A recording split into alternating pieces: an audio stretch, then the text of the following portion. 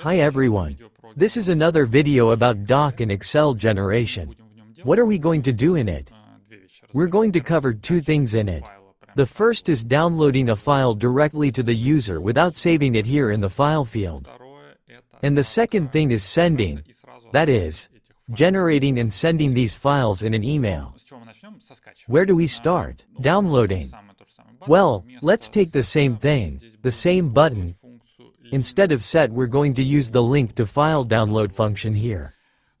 It's very simple. It will take row to file.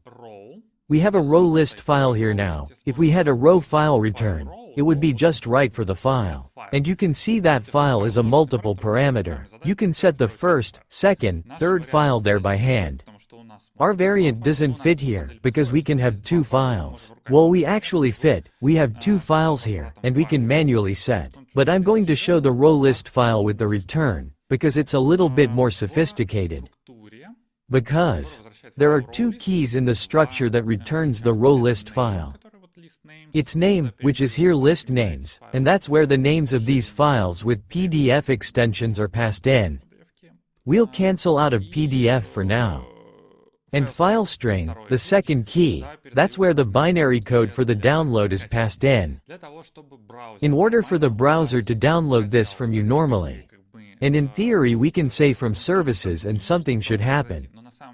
But in fact this is not enough. Because the browser needs to know the MIME type of the file it is downloading. So that it can somehow process it correctly. And in order to add the type, let's write here add.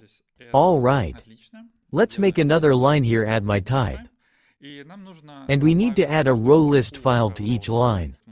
We're going to put from services here. We need to add the type key. We don't need these parameters.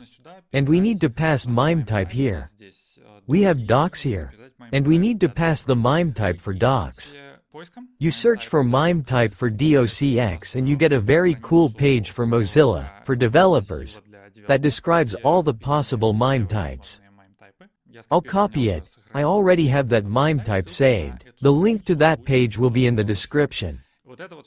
This is the stuff that makes sure that your browser or your user's browser will correctly accept the file that it's going to download. This is important specifically for link to file download. Okay, let's try to do that. Hit go. And now after processing, we get. You can't actually see it, but I've got two files dropped in my download. And here they are, some name 1, some name 2. Here they are completed, downloaded files. So, if you have one file there, you can use the file parameter and here you can use the return file row, as in row. If you need to add type to row, you can do not list replace, but row add, like this. And here we get this one from services. Here we'll put from services. There is no second row. And we get this one here. Type equals MIME type. It will be here. And then we use the row in the file. For example, this is how it will be done. And here let's write for row. But once again, this works only when we use answer type file row.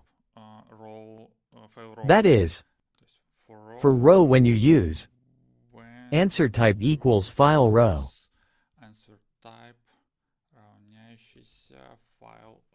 Okay, I'm going to remove this from here and save it for documentation.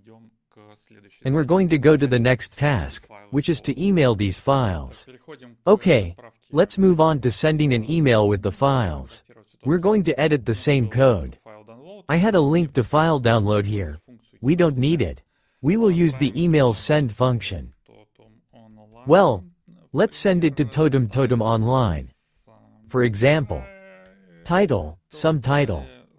Body, somebody. Okay, from we're going to use system. And the key thing we're sending is files. We don't need to specify the MIME type here. I'm going to remove all of this. And here's the story.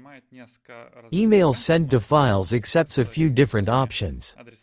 It can accept a list with technical addresses on the server.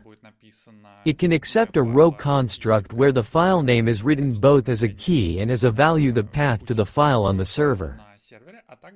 And it can also accept this file row list. And it can accept file row list with the file key as if you took it from the file field, for example. And it can also accept file row list with file string keys, which are returned by the generators. And this is absolutely equivalent. So here we have all the code, everything is the same, and we're going to have two files here, they're going to be mailed. The only thing to keep in mind is the following. The more files there are, the more checking by mail clients. Even if you have everything set up, you're using SMTP cool. You have everything written there. All the reverse RDNS, everything super configured. Still, when a file is sent, especially when this machine sees that some automatic email is being sent, it goes through a rather long check, and instantly it will not be in your user's inbox. It takes the 10th of May 15 minutes, so do not count on any supernormative efficiency. This is what is sent on a routine basis. It is a question of files. They are checked by antiviruses. Keep that in mind when you test yourself. That it happens. But we have tested, everything works, everything eventually gets through if you have either SMTP configured correctly, or you have configured at least the minimum level of email, which should be done with the installation of Totem. Their DKIM and SPF are prescribed. If DKIM and SPF are not specified, then forget about emails at all. Maybe without files something will get there, but with files it definitely won't. So I won't click on it, because I've already checked, it comes. That's all about generators. That's it. Use them. If you have any questions, post them on GitHub, on the forum, or directly to us in Telegram. Have a great project. Bye bye.